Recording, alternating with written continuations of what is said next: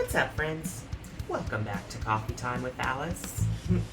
Good to see you again, and happy World Goth Day. As you can see, I'm all decked out. Got my gothy looking guitar here, Lilith, who this is my axe of choice.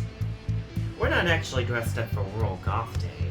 We're actually dressed up for a show that we're doing in Oakland tonight, but it's a happy coincidence. So, what is goth? Is it referred to an architecture style? Is it referring to the people in Germany who opposed the Romans back in the day?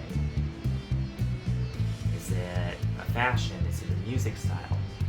Well, it's all of it, but for the purpose of today's conversation, I'm going to talk about goth as a subculture.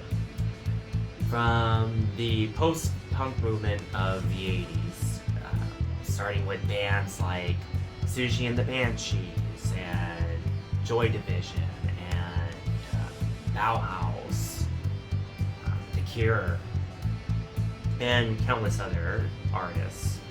And honestly, they're all still going to this day. But yeah, it was coming up in the 80s, split off from the punk movement. It was holding on to the same values of come as you are, be yourself, as long as you ain't hurting somebody else with it.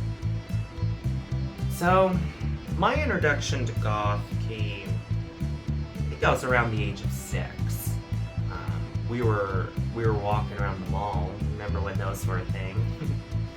And I saw a group of goth girls, and I just thought it was so cool. I thought they were so beautiful. I loved their style. I was entranced. It was the baby bat inside of me had woken up. Naturally, my parents were like, oh no, that's terrible. These people are just looking for attention. They're bad people. Don't you ever end up like them. Yada, yada, yada. I grew up in a very conservative Christian household that was all about, be the light and all this stuff, and even having the curtains drawn, oh no, we're gonna let the light in here. How can you just sit in the dark? And naturally I'd be drawn to stuff like the goth culture, like punk and whatnot, because no one in those scenes overall were trying to police who you're trying to be. Like, obviously we know you have your gatekeepers in all of these scenes, and that's actually a great segue to something I want to talk about what goth is not. Goth is not inherently white, okay? It's not inherently wealthy or anything like that.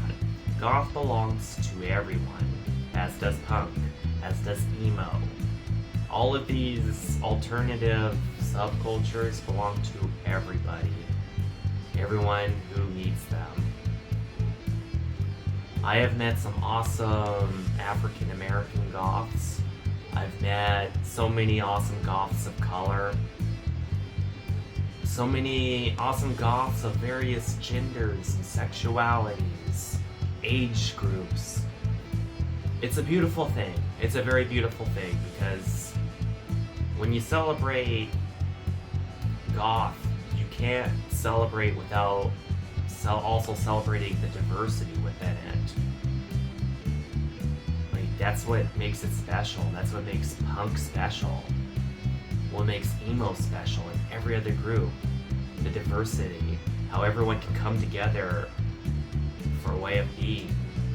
Whether it's because they love the music, or because they love the fashion, or they feel seen, being the weird kid who likes drawing skulls in their school notebook, or the kid who gets made fun of for watching a Tim Burton movie, or the kid who got sent to therapy because their parents found their Bauhaus CD or something.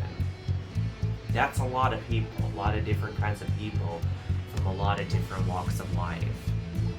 And I'll reiterate again, that's a beautiful thing, and that's something that has to always be in the conversation of celebrating goth. So yeah, now that we have that established, another thing that's goth to me is the celebration of all the things that are bizarre. The celebration of nighttime. Understanding that spiders are our friends.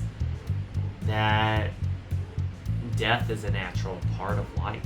It's not something, necessarily we're all craving and whatnot. That's a terrible stereotype. But it's not something that we fear. Like, death is a part of life, and with every end comes a new beginning. Again, that's my opinion.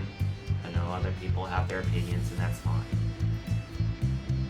Yeah, like Ministry once said in a very popular song, every day is Halloween.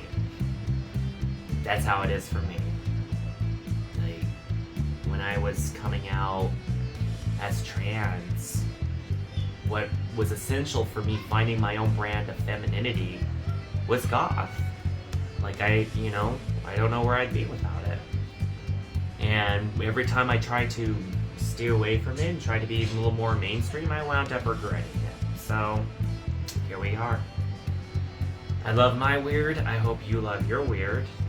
To all my goths out there celebrating, happy Goth Day. What does goth mean to you, by the way? And for those of you, who aren't into it, that's cool.